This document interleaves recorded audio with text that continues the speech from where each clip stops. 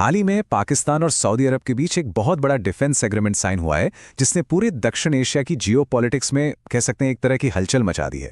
तो आज इसी पर बात करेंगे और समझेंगे कि इस नए गठबंधन के असली मायने क्या हैं। तो ये जो नया मिलिट्री पैक्ट हुआ है, इससे पूरे एशिया में एक नई बहस छिड़ गई है। पर सवाल ये उठता है कि इसका असल मतलब क्या है। चलिए इसे समझने की कोशिश करते हैं। तो चलिए सबसे पहले ये समझते हैं कि आखिर ये एग्रीमेंट है क्या। अच्छा, तो इस समझौते का ऑफिशियल नाम है स्ट्रैटेजिक म्यूचुअल डिफेंस एग्रीमेंट। सुनने में थोड़ा भारी लगता है, पर इसका मतलब बहुत सीधा है। दोनों देश अब मिलिट्री और सिक्योरिटी के मामलों में मिलकर काम करेंगे, एक दूसरे का साथ देंगे और अपने रिश्ते को और भी ज्यादा मजबूत करेंगे। अब इस समझौते की सबसे जरूरी और कह सकते हैं सबसे विवादित लाइन पर आते हैं। इसमें लिखा है, किसी भी देश पर कोई भी हमला दोनों देशों पर हमला माना जाएगा। बस यही एक लाइन इस पूरे गठबंधन को इतना अहम और इस पूरे इलाके के लिए इतना सेंसिटिव बना देती है। अब जाहिर सी बात है, इतना बड़ा डेवलपमेंट हो और रीजन की दूसरी बड़ी पावर यानी भारत इस पर नजर न रखे, ऐसा तो हो नहीं सकता। तो देखते हैं इंडिया का रिएक्शन क्या रहा। देखिए, भारत सरकार की तरफ से जो बयान आया वो बहुत ही नपातुला और डिप्लोमेटिक था। उन्होंने कहा है कि वो नेशनल सिक्योरिटी पर इसके असर का बहुत ध्यान से अध्ययन करेंगे। ये एक टिपिकल डिप्लोमेटिक जवाब है।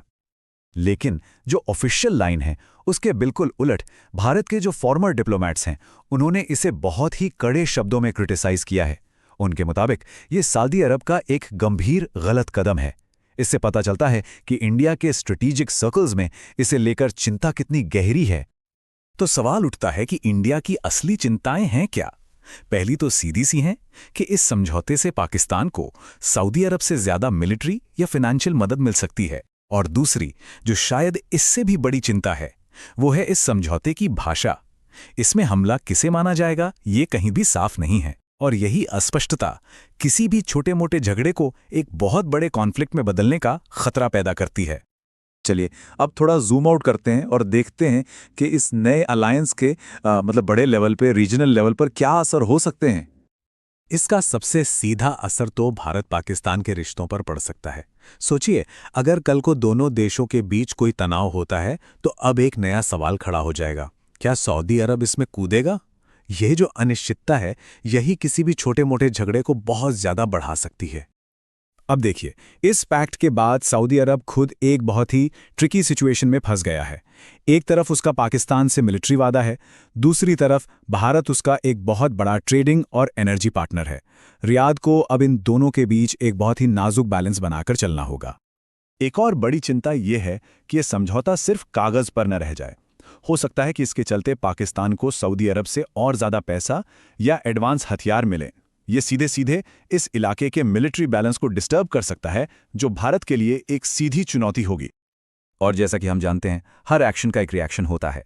इस समझौते के जवाब में भारत भी अपने डिफेंस पार्टनरशिप्स को और मजबूत कर सकता है, खासकर अमेरिका, इजराइल और यूएई जैसी शक्तियों के साथ। इससे पूरे क्षेत्र में नए स्ट्रैटेजिक ग्रुप्स बन सकते हैं। और हाँ, एक और बात है जिसे हम नजरअंदाज नहीं कर सकते, और वो है इसका साइकोलॉजिकल इम्पैक्ट। भले ही सऊदी सेना कभी लड़ाई में शामिल ना हो, लेकिन सिर्फ ये एहसास कि एक बड़ी अरब ताकत आपके साथ खड़ी है, ये पाकिस्तान को एक नया कॉन्फिडेंस दे सकता है। ये एक सिंबॉलिक सपोर्ट है जिसका असर जमीन पर भी दिख सकता है। लेकिन रुकिए, कहानी में एक ट्विस्ट है। क्या यह समझौता उतना ही पावरफुल है जितना कागज पर नजर आता है? चलिए इसकी कुछ प्रैक्टिकल लिमिट्स को भी समझते हैं। अब ये स्लाइड देखिए, ये बहुत ही जरूरी है। एक तरफ है इस समझौते के बड़े बड़े वादे, जैसे किसी भी हमले के खिलाफ रक्षा, लेकिन दूसरी तरफ है जमीनी हकीकत। हमला शब्द की कोई साफ परिभाषा नहीं है, और सबसे बड़ा सवाल, सऊदी अरब भारत के साथ अपने खरबों डॉलर के व्यापार और एनर्जी संबंधों को क्यों दांव पर लगाएगा? किसी भी कॉन्फ्लिक्ट में शामिल होने का मतलब है बहुत बड़ा फाइनेंशियल और पॉलिटिकल रिस्क।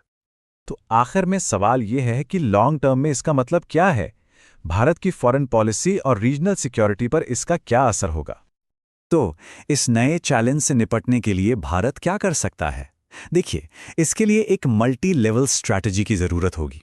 इसमें सिर्फ मिलिट्री तैयारी नहीं, बल्कि खाड़ी देशों के साथ डिप्लोमेटिक रिश्तों को और मजबूत करना, इंडियन ओशन में अपनी नेवल प्रेजेंस बढ़ाना और अपने सहयोगियों के साथ इंटेलिजेंस शेयरिंग को और गहरा करना, ये सब शामिल होगा।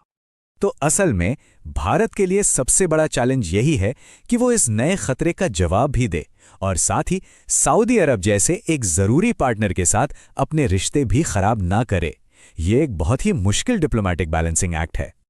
तो आखिरी सवाल यही रह जाता है, क्या ये एक गेम चेंजिंग गठबंधन है या सिर्फ एक कागजी शेर? इसका जवाब तो शायद वक्त ही बताएगा, लेकिन एक बात तो पक्की है, इस एक समझौते ने साउथ एशिया के जियोपॉलिटिकल चेस बोर्ड पर मोहरों को फिर से सजा दिया है।